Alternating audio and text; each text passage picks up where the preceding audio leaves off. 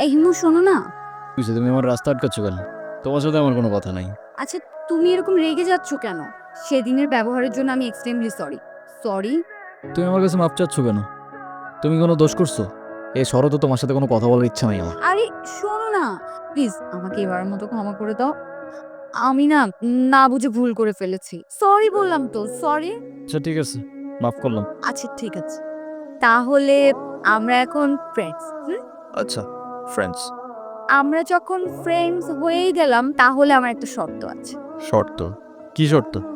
তুমি আজকে আমাকে সারাদিন নিয়ে ঘুরবে, ঠিক আছে? তোমায় নিয়ে ঘুরতে আমার কোনো প্রবলেম নাই, কিন্তু আমার একটা শর্ত আছে। তোমার শর্ত? ওকে, বলো কি শর্ত? আমরা ঘুরবো ঠিক আছে, কিন্তু সেটা পায়ে হেঁটে।